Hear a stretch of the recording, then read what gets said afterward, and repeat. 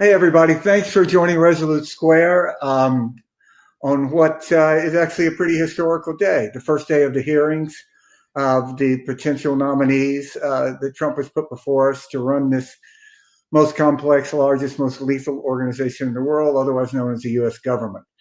We're really, really fortunate here to have our old pal Simon Rosenberg here. Simon, I hope you're following him. Everybody here should be subscribing to a Substack, Hopium Chronicles, correct? Is the formal title. There it is. And be part of his Hopium movement, which we're going to talk about more later. But what Simon's doing is really unique in how he's rallying people, and he's trying to, and I think with a lot of success, fill in the gaps of what the Democratic both large D and little d community needs to be doing more of. But just to give a sense of the context of today, let's start with 4 clips that can only begin to suggest the nuttiness and sort of how far we've gone, feel of what happened today. But let's take a look at those for a start. In June of 2020, then President Trump directed former Secretary of Defense Mark Esper to shoot protesters in the legs in downtown D.C., an order Secretary Esper refused to comply with. Would you carry out such an order from President Trump? Senator, I was in the Washington, D.C. National Guard unit that was in Lafayette Square during those events. Would you carry out an order to shoot protesters in the legs? I saw 50 Secret Service agents get injured by rioters trying to jump over the fence, set the church on fire, and destroy a statue. That sounds to me that you will comply with such an order. You will shoot protesters in the leg. Yeah. How about that? Sam, you want to roll the next one? Mention it. Can you name the importance of at least one of the nations in the ASEAN, and what type of agreement we have with at least one of those nations? And how many nations are in ASEAN, by the way?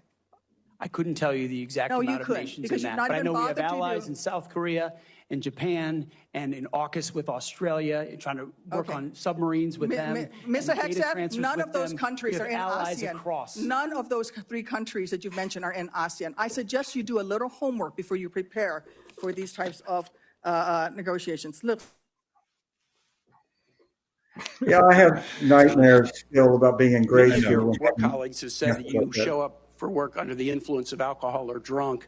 I know you've denied that, but you would agree with me, right, that if that was the case, that would be disqualifying for somebody to be Secretary of Defense. Senator, those are all anonymous false claims, and the totality they're not anonymous. The letters on the record here, they're not anonymous. On the record, we've seen records with names attached for Freedom, Concerned Vets for America, and Fox News attributing to me working hard every day on behalf of one of your mission. colleagues said that you got drunk at an event at a bar and chanted, "Kill all Muslims." Another colleague, not anonymous, we have this, said that you took co-workers to a strip club. You were drunk, you tried to dance with strippers, you had to be held off the stage, and one of your employees in that event filed a sexual harassment charge as a result of it.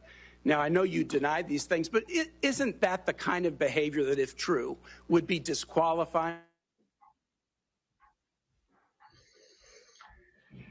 Yeah. Now, Mr. Hagstaff, you have said that after they retire, generals should be banned from working for the defense industry for 10 years. You and I agree on the corrosive effects of the revolving door between the Pentagon and defense contractors. Will you put your money where your mouth is and agree that when you leave this job, you will not work for the defense industry for 10 years? Senator, it's not even a question I've thought about because it's not about it right now. It's not one. My motivation for this job. I understand that. I just need a yes or no here. Come next. Time is short. I just need a yes or no. I would consult with the president about what the policy should be at the Defense Department. In other words, you're quite sure that every general who serves should not go directly into the defense industry for 10 years. You're not willing to make that same pledge? I'm not a general, Senator. Yeah. Yeah, I think the technical term for that is oy vey. Simon, what are your thoughts? I mean, it's shame on the Republicans for in the Senate and I don't know. It's hard. I've been thinking a lot about what I was going to say tonight, Stuart, to be honest, because I don't want to, it was bad today. I mean, he was bad. It was insulting for the country. He's a joke. He's a buffoon. He literally could not pass the background check to be hired for a janitor's job in any corporation in the United States, given his record. And Trump is now going to be putting forward a series of people who it would be very difficult for any private corporation to hire based on their behavior, including the president himself, right? He's a 34 times felon now, convicted criminal. We have a criminal coming in as president next week. And I think that, Trump is asking the Senate Republicans to accept the unacceptable. He's asking all of us to accept the unacceptable. And I think that we have to continue to draw lines and to denounce these kinds of things and to not accept the unacceptable. It's going to be a really important part of how we go forward in trying to hold on to as many norms and rules and ways that are supposed to work in a democracy. But he's a deeply illiberal pick, right? I mean, he's not only a Christian nationalist, and an extremist, a religious extremist. Forget about his social history, his history of all the other disqualifying things that got covered. He's also called for getting rid of NATO and letting Europe. He said, "We've been there twice. We don't need to go back there again." Essentially, turning Europe over to Putin. I mean, his views about America's role in the world, about this America First policy that he discussed in another clip that I saw earlier, saying he would not abide by the Geneva Conventions. I mean, these are extreme, radical, reckless, dangerous positions that will continue to make America a rogue nation in the world and to undermine things that make us great and strong and the threat to our democracy that these guys represent. And I think the four that I'm most focused on are Hegseth, Patel, Kennedy, and Gabbard. These are dangerous people. They all have Russian sympathies in their public communications. All four of them have taken positions that would advantage Vladimir Putin and hurt the interests of the United States. We're facing a dangerous moment in our history. And I think the critical thing is it's important for the people watching tonight and who are going to watch this later that we have to all figure out how to stay engaged without letting Trump's madness become our own. And we have to keep fighting, and it's going to be really hard, but we have no choice. This is sort of personal to me in the sense that Roger Wicker is chairman of this committee, the senator from Mississippi. I worked on Roger's campaigns. He had tough campaigns. I never like to say wouldn't have won if I hadn't worked for him, but that's about as close as it gets to that. And he was appointed to the Senate, was a congressman, and had to run against a former pretty popular Democratic governor of Mississippi, the last Democrat elected in, I guess, this century in Mississippi. And I know Roger well, and he's a good and decent guy. And he does not approve of this on Hegseth on any level. He has been a champion for Ukraine. So here he is, and there's every indication that he's supporting Hegseth. And it's a personal disappointment. It's a national tragedy. And, my question to someone like Roger is just the one I've been asking since 15, really. Why? Why are you doing this? You're probably never going to run for office again in your life. And so Pete Hegseth will be your legacy. Really? I mean, I don't think his wife would let Pete Hegseth come to dinner because, he'd get drunk and make a fool of himself. And it's just so extraordinary that this becomes partisan. And this party that I used to belong to, that was the party that we beat our chest about character counts. Peggy Newman's book, Character Was King. If you go back and you read all the stuff that was written by Republicans about Bill Clinton, how presidency was so much more than just an office, and how you had to have people in government who could look up to it. If you look at how the Republican Party responded when John Tower from Texas was nominated, who was another guy who was a drunk and had a lot of problems with women, and they didn't vote for him, even though he was a colleague and was a United States senator. So those are Republican senators voting against a colleague because they know it's best for the country. And that wasn't that long ago. And now Hegseth, this guy picked off of Fox News. I don't know, man. I think it just shows further evidence of the collapse of the sense of responsibility of the Republican Party. Yeah. And Stuart, if I can just say that I think that without sort of dragging us too far down here, is that we also had the report from the special counsel come out early this morning. And I wrote today on Hopium about how, Trump, you had a series of things that remind us how fundamentally contemptuous Trump is of American democracy, everything that's made us strong and powerful and great throughout all of our history. And his fundamental illiberalism and contempt for democracy is really sort of the foundational principle now of this second of Trump 2.0, that, no rules, no norms. It is, it very fascistic in its orientation, strong men, elite people who are going to govern over us. I mean, it's become very quickly no pretense to popularism, I'm forgetting this word now. I'm saying it wrong, but he's become in the grip of oligarchs. He's siding with Elon Musk over Bannon. I mean, it is really incredible how the central driving force of Trump 2.0 is really like a wrecking ball on our democracy, our standing in the world. He's attacking our allies. We've got the European Union now openly talking about the need to defend Greenland if Trump tries to rip it away from the European Union, which it's part of. He's attacking Latin American allies. He's attacking North America and Canada. I mean, it seems like his intent is to weaken the country as fast as he possibly can. It's been a very wobbly start. His economic plans are already raising prices here in the United States and all around the world. And I think we have to view him as I often said in the first term that when I was confused by something that Trump was doing, if I came back to this, I came back to this grounding principle that if I looked at what he was doing with the eyes that he worked for Vladimir Putin or worked with Vladimir Putin, then it made more sense, right? Then somehow, and I think the degree to which this guy is going to try to undermine and attack our economy, our democracy, our standing in the world, our military alliances, everything this is a real proximate threat. This is not, and I think Merrick Garland misunderstood the mission. He had to understand that we needed to defeat this wannabe autocrat to show the American government could stand up to dictators and autocrats, not just here, but all around the world. And the failure to indict Trump, to bring him to trial, to share these things that they learned with the American people before the election was not just a political failure domestically in the United States.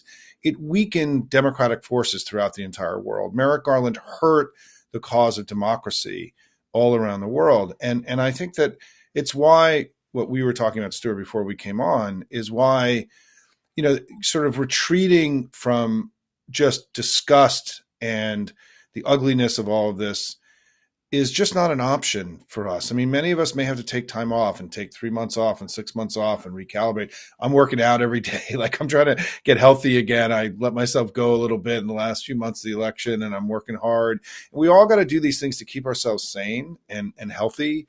But we are going to have to learn how to be what I call a ferocious opposition, and that we are going to have to fight and draw lines in the sand. And I think we were able to knock down Matt Gaetz. He lost. We've got 4 more we need to keep fighting for, and we can't give up. And I know that there are going to be days where it's going to be like, what's the point? Why are we doing this? What can we really get done?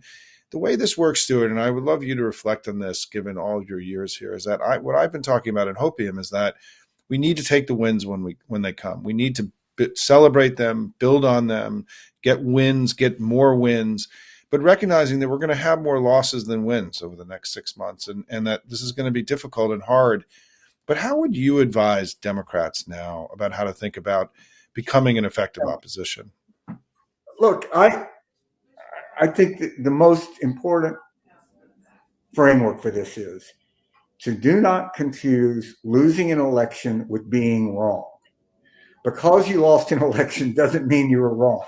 I grew up in Mississippi and saw my parents supporting anti-segregation candidates.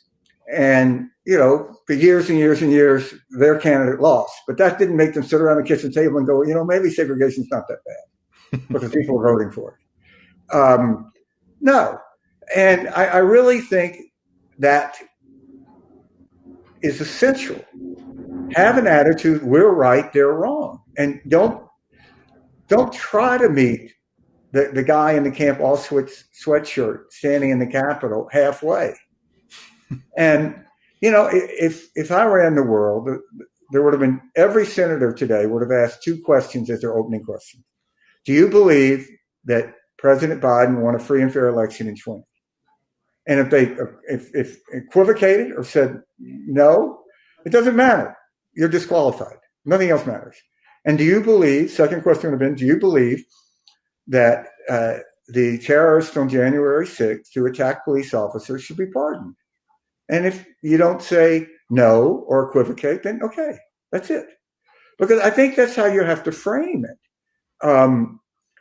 And look, I don't understand the Republican Party. God knows I don't understand the Democratic Party. But I don't understand this timidity. That I think that there is a civil ferociousness, and there is a way to civilly assert a moral upper hand, and it is reflective of the stakes. I mean, with Garland, I thought he had one essential task, among others, which was to restore faith in the Justice Department, that it would be acting as it should be, as it's defined. And for a while, I thought he was doing that.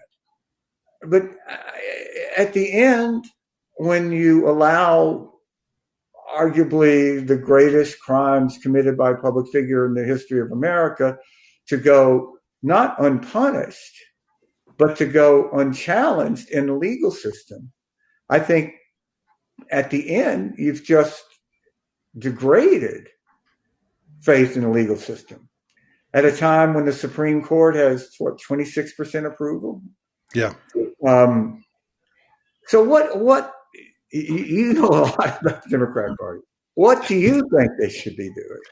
Look, I think my initial reaction to the last few weeks is that, or what's about to happen, is that we are entering a very challenging period for us, because the superstructure over our daily politics as Democrats is about to end. The presidency, the people, the daily communications and message, and what we're going to be left with are the leaders of two the minorities in the House and the Senate. Chuck Schumer and Hakeem Jeffries are now going to have to shoulder the entire national communications burden for the Democratic Party. We've lost the White House. We've also lost a $2.5 billion presidential campaign and all the talented people around Biden. We're going to have a DNC that's going to have a new chair, and it's going to be finding their way for a while. But we're in this very definitional period for Trump. I mean, we need to have a goal of defining him early, which is what you try to do in every campaign, except I guess the 2024 Democratic campaign, which made a different decision to not define him early. And we have to contest now. And I think that Schumer and Hakeem are going to be very challenged by the responsibilities that they have and the communications responsibilities that they have. They don't really have, if Trump was able to be outfoxed us and beat us in the comms game, with the White House and $2.5 billion behind us, what happens when we have neither? and he still is Trump and has all the infrastructure behind him. You know, he's going to have the Republican Party. He's going to have his own political organization. He's going to have, you know, allied groups. He's going to have Twitter. He's going to have now Facebook, right? And we have to, I think, have a very intense and rapid conversation in our family about how we're going to conduct the day-to-day communications. And you know, what happened today on the Hill, I thought the senators did a phenomenal job, and I think they did a really good job, but it felt old-fashioned. I mean, the many organizations like the ones that we represent, all these new voices that are out there, we're not working in concert with the Senate Democrats to move arguments and messages. They're not reaching out to all of us. They're not reaching out to the 6 million people that gave money to the Democratic Party in the campaign in 2024 and are asking them to make calls and engage and become part of the fight. It's the senators are doing this on their own virtually without, you know, understanding that it's all now not about the message and the argument and the performance on the day. It's about the delivery system behind it and how we move out and get this stuff out into the public discourse every day. And I think that we're still operating. I don't know that Schumer and Hakeem are really aware of the enormity of the task ahead of them, and also aren't aware, I think, of the assets that they have, right? And that there are a lot of organizations and people who are ready to go to work. And we need to sort of figure out how that's all going to work to become this ferocious opposition together. But I think that this has to happen fast. Yeah. And, you know, there is so I think that what I will say is that one of the things that's been encouraging to me, and my dog is joining the conversation. If you can hear him, I'm sorry about that. Tug, my 12-year-old bulldog who's over my shoulder, who's ornery and grumpy. And he's really ornery and grumpy about January 20th, by the way. But what's happened inside of Hopium in the last few weeks is that I've been asking my community, which is now 170,000 people, to make calls to senators and House members to let them know that they are expecting them to oppose what I call the unacceptable four, the worst of the picks. And people are getting a lot of reward out of making these calls. Some people are calling every day and weighing in every day. And I think for all of you watching, I think it's one new tool in our toolbox of activism, of opposition, that we need to let our senators and our House members know that we expect that they're going to be fighting the unacceptable parts of what's going to come, that our expectation is that they oppose and they fight. And they need to hear from us. Because as you know, Stuart, what happens in these meetings, and I explained this in Hopium today, the senators are all talking to each other. What's the calls like about Hegseth? What are you hearing from constituents? Yeah. And if they're not hearing anything, then it gives them permission to vote for him. If they're hearing opposition, if they're hearing concern, if the people are logging calls about him, it will affect the outcome of what happens. And so we need to start evolving now from the governing party, the party that was in power, to the party that was in opposition, use new tools, and we have to fight like hell. And I think we've got work to do to help Hakeem, Leader Jeffries, and Leader Schumer understand the tools that are now available to them to be able to fight more effectively for all of us. You know, I think that there needs to be almost a duality here. I think they need, obviously, to govern like they represent the whole country. But they shouldn't try to message to the whole country, because it's not going to work. It's only going to water it down. And we know on these big issues, the majority of the country is with them. And that's who they should talk to. They should reinforce that. They should be telling people you're right. The feeling you have of disappointment, of wanting something better out of your government, you're right. And the fact that you have relatives that you don't agree with and you can't convince, that doesn't matter. So, you know, in a campaign, that's how we would do it. We wouldn't spend a lot of time trying to talk to. Right. And their communication system should really be a campaign mechanism. And I also think that they should be more bold in their framing. I mean, I would have loved if someone today, like, you know, Senator Duckworth would have been a perfect person, given her story, to just say, I don't think you're a patriot, Mr. Hegseth, because you can't be a patriot and support shooting protesters in the legs. That's not how we do it in America. That's how they do it with the little green men in Russia. You're not a patriot if you don't think that women can contribute to the military. So, and just frame it that way and make them react to that. I think with Kennedy's going to kill people. There's no question. Yeah. And the people he's going to kill are those who are less educated, for the most part. There's going to be a little sort of Whole Foods element of that doesn't believe in vaccines. And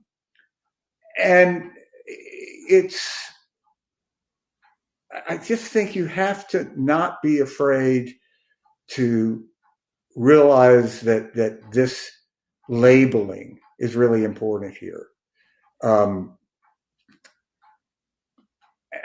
I don't know. But look, do me a favor. Can you just tell everybody watching kind of more about hopium? And look, how to join and sure. I mean, and first of all, thank you. I mean, look, I've been like you. I've been doing this a long time, and I will say that, Stuart, some of our conversations we've had here and also on Lawrence O'Donnell's show have been some of the highlights for me over the last couple of years. I think we also did a terrific discussion about Russia and the Republican Party with Tara McGowan and Courier Newsroom in the fall that I thought was one of the most interesting things that I've been part of. So great. Yeah, and it was a great session. And so, first of all, thank you for staying in it, staying in the game, continuing to share your wisdom and with all of us in a time when we need more wise men and wise women to guide us forward. Hopium was something that came about because in the 2022 election, I became as somebody who's been in comms, and I was a former TV producer and writer for ABC News. I grew up in the TV news business and was on that side before I went into politics.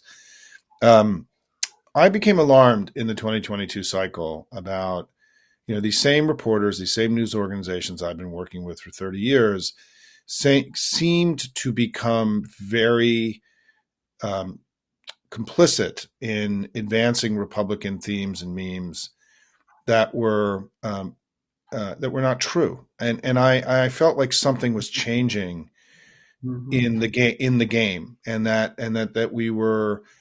that we needed, and what I came away from in my work and fighting the red wave during that cycle was a belief that we needed to change the way that we were operating in the information space, that we needed to really understand that we were entering a new age, I think in terms of new issues that we needed to tackle, democracy, climate change, all those things. But also the information game was changing, and that our reliance on legacy media, which I think we have done as a sense of civic duty as Democrats, right? It was becoming problematic for us. We were no longer, it was becoming hostile territory as opposed to neutral territory. And I know that's counter to the myth of the right, and I felt like we needed to really start upping our game. And I founded Hopium, which is a media organization, a media project, basically, on Substack, which is a very powerful platform, in March of 2023 to start, because I felt that if I was advising people that we needed to evolve and change and grow on the comm side, I needed to do it myself, right? I needed to learn. Old dog needed to learn some new tricks, right? It's another reason why I collaborated a lot with Tara McGowan this last cycle in Courier, because I felt like I could learn a lot from them about a new sensibility, younger people fighting in new effective ways. I did a forum with Resolute Square and Midas Touch and Courier Newsroom in January 2 years ago. At this time, right, I organized a forum to talk about all this so we could start, so I think we're in this period where we need new tools and new ways of telling our story. So I built such one of those things myself. And Hopium is a newsletter that comes out 5 or 6 days a week that I publish. We also do live events. We do recorded interviews. I've got a great interview with Martin O'Malley coming out tomorrow, who's running for DNC chair. And the community has grown, and we're 170,000 people now. And we talk about we do more and worry less at Hopium, right? We're not a debating society. We're not a place we're a place that we're figuring out how to win elections and beat MAGA and advance and tell our story more effectively. And so we've raised money for candidates. We were the largest investor in the North Carolina Democratic Party. We raised over $1 million for them last cycle. We and had really important wins there. It was one of our big success stories. We were Ruben Gallego's largest fundraiser in the entire country. We were the largest fundraiser in the Nebraska Democratic Party, and that blue dot that we won in Nebraska. We also raised $2.5 million for the toughest House races in the country. So our community has become a place where we talk about how we do things and get stuff done, right? We're not and it's a do place. And what we've been doing for the last few weeks is I've been trying to figure out a way to how do we oppose these unacceptable four that I call them, Kennedy, Hegseth, Patel, and Gabbard. And what we've stumbled on together, because this is what happens when you have a community, you try stuff out, you learn, is that people have been, really excited about this idea of calling their representatives at all levels of government something that becomes a hallmark of our work together, that we are aggressive and that we're letting people know what we expect out of them. This is what happens in in a democracy. And this is another way of reaffirming our commitment to democracy and these kinds of calls in the way that we did through our volunteering and our donating and the postcarding and all the things we did last cycle. We have this new thing we're doing. So Hopium has been a fascinating project and experiment. It's been it's been by far and away, other than winning the 92 campaign, probably the most rewarding thing that I've been part of. And it's also the zeitgeist, the sensibility is optimism and not irrational hope, not irrational, but the way we describe it is that Hopium is hope with a plan, that we don't have, we just don't hope that we're going to defeat Pete Hegseth. We have a plan to go make it so. It's implicit that we have to go do the work, to use the Trippy line, right, in order to be successful. And that culture of doing, of fighting for our democracy, of rolling up our sleeves, of doing more and worrying less, of channeling this anxiety and this fear and worry that we all have about our country and our future into concrete action. That's what the community is. And I think it's why it's grown so much, is that people want to find venues where they feel that they can be making a difference. And this is one of those places that people can go. This sense of optimism, I think, is so essential. Nobody wins the Super Bowl if they walk out on the field saying, we might have a chance. You've got to walk out saying, we're going to win this thing. It's going to be hard, but we're going to win it. And I think, and I've been thinking about writing some about this, but let me run a thesis by you, or premise. Yeah.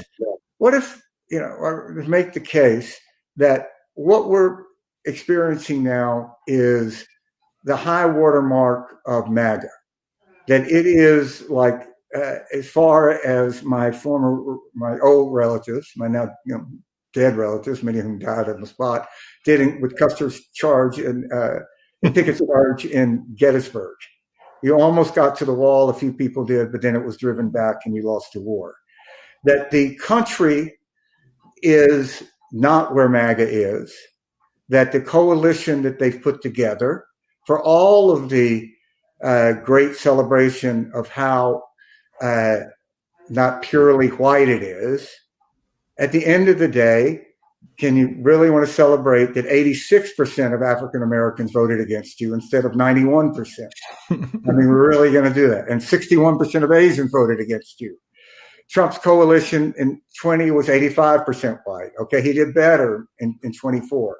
It was 84% white. So in a country that is 59% white, and less so since we've been talking, and I think that, okay, he did do better with Hispanics, got up to 48 or so.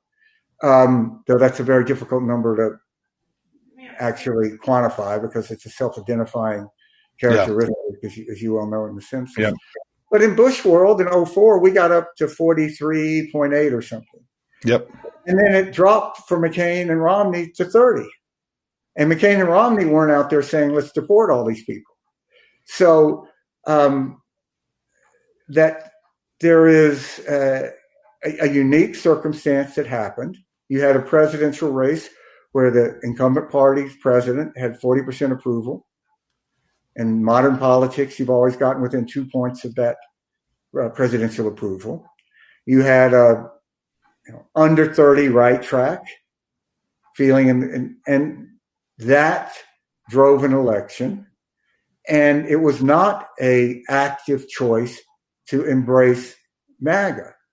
And that there's every reason to believe that with a lot of work, but that the off-year elections in 26 should be very good for Democrats. And then when you get about the business of picking a president, the bench for the Democrats is so much deeper, and the quality of it. Yeah. Who's out there? I mean, this is how you end up, with J.D. Vance as vice president. Because it's like, what else we got? Doug Berman? Yeah. Really? Yeah. I mean, Yeah. Star Wars bar. It was Star Wars bar party. It's just who's out there? Who's going to say, like, this is going to be a rock star? Which, for the Republican Party, governors were always our bench. Yeah. Big state governors. Reagan, Bush, Romney. Is that a crazy notion? No, and it's not only not crazy, is that I think that part of our job every day is to pull the curtain back from the wizard, to remind the public that the emperor has no clothes, that this is a daily process of not allowing their madness and bullshit to become our own, and to point out, for example, what I've been doing at Hopium is I've been banging this very hard for the last 2 weeks, is that interest rates, long-term interest rates, are rising here in the United States and around the world now. And Donald Trump has already, through his reckless economic policies, betrayed his central promise of his campaign, which was to lower prices and lower costs in the United States. They're actually going up because of him. And I think that we have to continue to view Trump and Trumpism in the way that we viewed it during the campaign, right? He's diminished. He's mad. He's an extremist. He's, he's a felon. He's a traitor to the country. We can't let go of any of that. We can't and I think this process of so important. This process of pulling the curtain back from the wizard every day, it's a daily exercise. We cannot allow their madness to become our own. We have to stay grounded in truth and reality. It's going to take a lot of work given the tornado of bullshit that flows out of Trumpism every day. But, let's be very clear, Stuart, going back to the point you were making. This first few months for him have been really unstable and wobbly. I mean, he's made huge mistakes, right? The undermining of his speaker, and the way he tried to blow up the CR right before Christmas was just unforced, idiocy. It was unbelievable political idiocy. He's made, I think, really serious mistakes in who he's appointed. I think his playing around with what he's doing, with our foreign relations and, his making America the mockery of the world. And maybe that's the goal. But, he's already, the seeds of his own destruction are already sort of being planted, particularly, I think, on his reckless agenda of mass deportations and tariffs that already are shaking the markets. The markets are shaken, right? And they are worried. The Fed's statement and the fact that they've slowed down their interest rate cuts was an acknowledgement that Trump's economic policies were going to increase inflation and raise prices and costs here. And I think this is an area, I wrote about this the other day. Democrats are still talking about how our central job is to lower costs. They're not talking about what Trump has already done and the level of betrayal and the mistakes. And so, look, I think that the central job now of us collectively is to build this ferocious opposition together, to be unrelenting in our attacks on them, because Donald Trump is not a patriot. He betrays the country every day because not believing in democracy is the fundamental betrayal of all of us. He's a betrayer. He betrays everyone. He's already betrayed his MAGA base and sided with Elon Musk on things that matter because Elon's the richest guy in the world. He's going to make him rich, right? Or whatever it is. And I think that I think what's important for us now, Stuart, is that, we cannot buy into their bullshit. And Right. we have to stay grounded in truth, and we have to fight really hard, and it's going to be really hard, but we don't really have any choice, right? I mean, he's a threat to our democracy. These things were not hyperbole. These were not exaggerations. He's already, I mean, think about what he's already done, right? I mean, just already. Not only is he putting the strong economy that he's inherited in danger, he's also threatening. He's basically in the process of blowing up the entire global. Between the implementation of tariffs and the beginning to weaken or attack or attenuate, whatever the word is, the basic foundation of the post-World War II order, which was national sovereignty. Donald Trump is launching a double-barreled attack on the global system that America imagined and built after World War II that's made us the most prosperous and powerful nation in the history of the world. He's attacking that system. And I think that we have no choice, right, other than to defend it and to defend liberalism and defend democracy and defend the things that have made America great. Because he is so obviously not a believer in any of those things. I come down, and just to conclude, Stuart, because we could talk all night, is that I've been struggling with the words, right? How to talk about him. Insurrectionist. He's a criminal. Yeah, you're right. And we can now say he's a criminal. Our president is a criminal, right? He's committed sexual assault. This is not in dispute. But I think this concept of him being unstable and also a betrayer, as somebody who betrays, and he committed to do things for MAGA and has already betrayed them. He's betrayed the country. He's betrayed his wife. And this notion of betrayal, I think, is something that I'm spending a lot of time playing with, that I think is really powerful as an orientation about how we think about him and who he is. He's betraying the country. He betrayed the country in stealing America's secrets. He betrayed the country by trying to overturn an American election. He betrayed the country by trying to now put on the table that we're just going to seize other nations, right? These are betrayals of America, of our values, of everything that's made us great, of all of us. And we have to figure out a way to really, to your point, up our game in this fight, have the courage to go do hard things that are going to feel uncomfortable and kind of extraordinary, that we have to do it. But, and that's why I think that our job, Stuart, as people who are from the outside and not drinking water from the fire hose every day, is that we have to help our leaders understand how to evolve into the ferocious opposition. That's part of our job. And I think we have a lot of work to do. But I think that I see in Trump, what I see in him early on is I see weakness. I see instability. I see a coalition that's already basically fallen apart. I see a man that is already betrayed his core promise. I see a lot of problems in Trump 2.0, and the guy's not even in the White House yet. And so it gives me hope and optimism that if we fight really hard, that we can prevail over the next 2 years. Yeah, beautifully put. I mean, just think about it. This is a guy who in public said that there should be no Canada. That Canada should be part of the United States. And I'm actually in Canada at the moment. And I can tell you, people are just like, really? Like, how embarrassing, He's a global look. If again you believe that what he's trying to do is destroy the country, then all of this stuff makes sense, right? Yeah. The tariffs, if he wants to raise prices, if he wants to destroy the global trade system that made us prosperous, if he wants to, end the global system. I mean, Russia's, in the 2017, I need to go here in a second, Stuart, but in 2017, when the report on the Russian interference in the election came out, in the very first paragraph, it says, in another, I'm going to paraphrase, I'm not going to get exactly right, but in another episode of Russia's long-standing effort to weaken the global liberal order that America built after World War II, they tried to elect Donald Trump, right? I mean, it was put in that context that this was yet another ongoing Russian effort to weaken the global order that made us prosperous and powerful and safe and all the things that we've done. And that this was on the table in January of 2017, that the way the Russians did it was by electing Trump.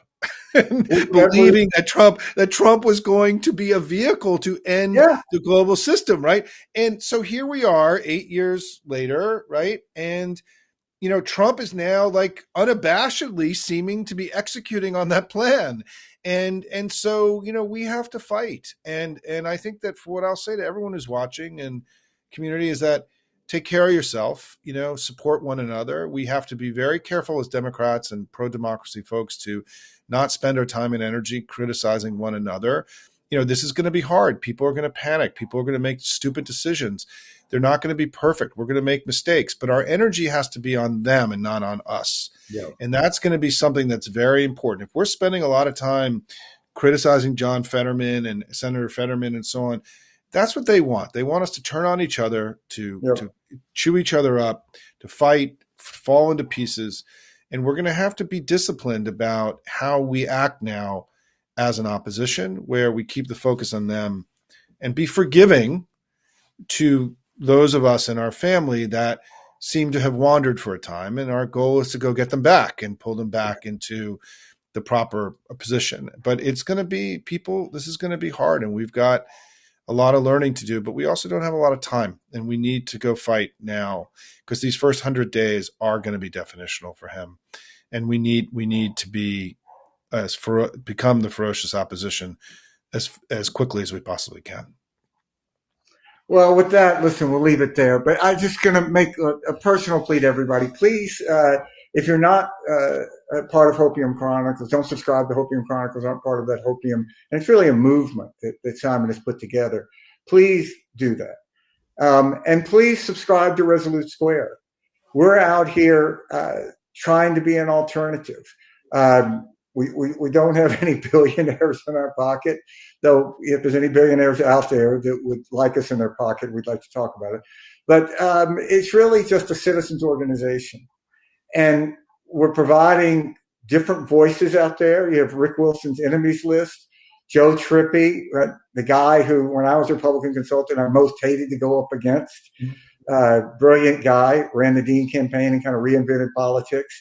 That Trippi show. Maya May, who is just, I don't know how to describe Maya, such a presence and such a force, her show Punching Up, and Decoding Fox News. And lastly, everybody should be listening to Rick Wilson's Lincoln Project podcast. So voices are out there, supportive, and let's all pull together, and we'll, at the end, win this thing. Thanks very much for joining us. Thanks, Stuart. Thanks, everybody. Thanks so much, Simon.